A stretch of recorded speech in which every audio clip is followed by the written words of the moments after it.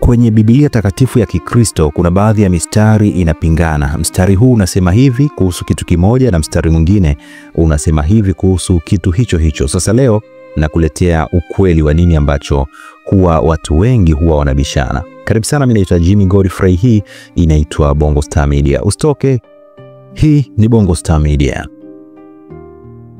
Sasa kuna jambo moja ambalo watu wengi wanaopingana na Biblia wanalitumia kama hoja kuu ya kuonesha kwamba Biblia ina makosa mengi sana. Kwa hiyo Biblia ni kitu ambacho kina ujanja mwingi sana. Wanasema kuwa kuna mgongano katika maandiko ya Biblia na kwa sababu hiyo Biblia haiwezi kuaminiwa. Lakini ili kitu kiwe na mgongano wa kweli ni lazima kuwe na maelezo mawili ya tukio moja ambayo hayawezi kueleweka ama hayawezi kupatana kwa njia yoyote ile. Mara nyingi katika Biblia tunaona maelezo yanayokamilishana yakizungumzia tukio lile lile lakini kwa mtizamo tofauti bila kupingana na kitu chochote kile. Sasa hebu leo tuangalie mfano huu ambao nitasoma sehemu mbili kutoka katika Biblia, kisha nitazungumza hoja mbili ambazo watu wanadai kuwa ni hoja ambazo zina migongano, na nitaelezea kwa nini sio migongano ya kweli kama watu wengi ambavyo wanazungumzia. Sasa mfano huu unahusu kifo cha Yuda katika kitabu kwenye Biblia takatifu Mathayo 27:3-8. Inatuambia kwamba Yuda yule aliyemsaliti Yesu, alipoona kuwa Yesu amehukumiwa, Yuda alijuta. Akaenda kuwarudishia wakuu wa makuhani vile vipande 30 vya fedha akisema kwamba nimetenda dhambi kwa kumsaliti mtu asiyekuwa na hatia. Wao wakamjibu, hilo sio jambo letu sie, jitizame mwenyewe. Kisha Yuda akazitupa zile fedha hekaluni, akaenda kujinyonga. Makuhani wakazichukua zile fedha, wakasema si fedha halali kuziweka kwenye hazina ya hekalu kwa sababu ni damu ya mtu. Kwa hiyo walishauriana na wakanunua shamba ili hilo shamba liwe mahali pa kuzikia wageni. Ndio maana mpaka leo shamba hilo linaitwa shamba la damu. Sasa katika sehemu ya pili tunasoma katika kitabu cha Matendo ya Mitume 1:16 na kuendelea. Katika kitabu cha Matendo wanatuambia, ndugu zangu, maandiko lazima yatatimia kama yalivyosemwa na Roho Mtakatifu kupitia kinywa cha Daudi kuhusu Yuda. Yuda aliwaongoza waliomkamata Yesu. Alikuwa mmoja wetu na alipewa sehemu kama huduma hii.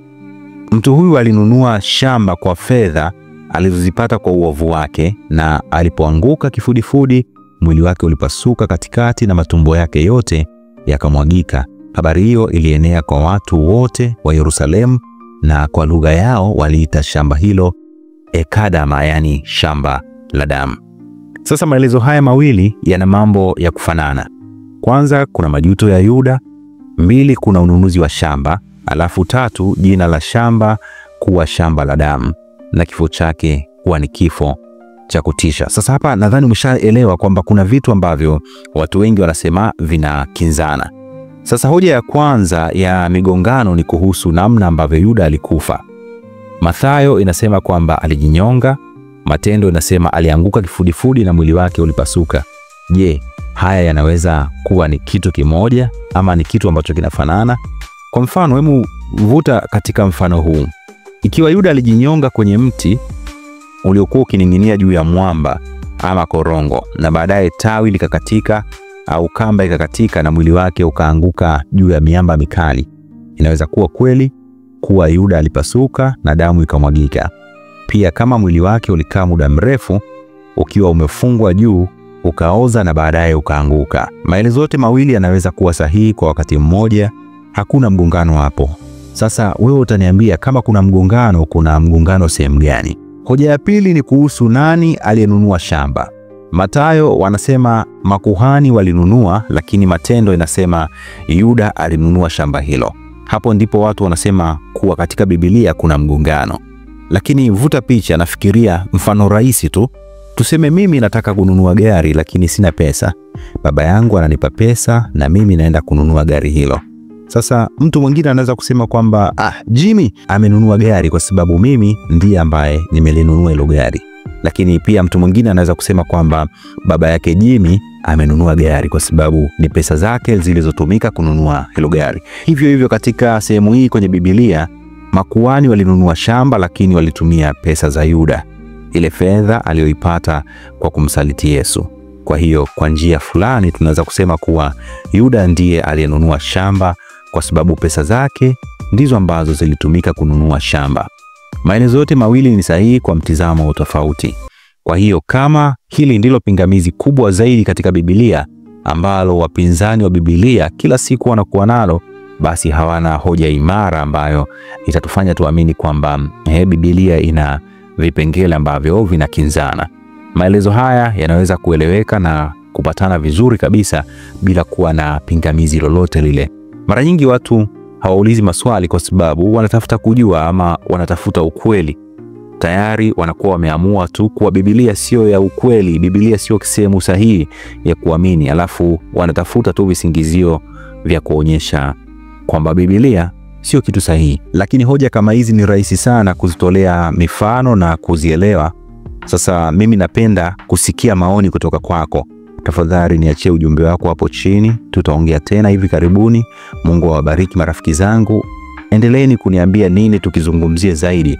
Mimi wenzenu na uelewa kiasi fulani kuhusu Biblia na historia yake. Kwa hiyo pale ambapo tunapata nafasi, tutakuwa tunazungumza kwa namna moja ama kwa namna nyingine.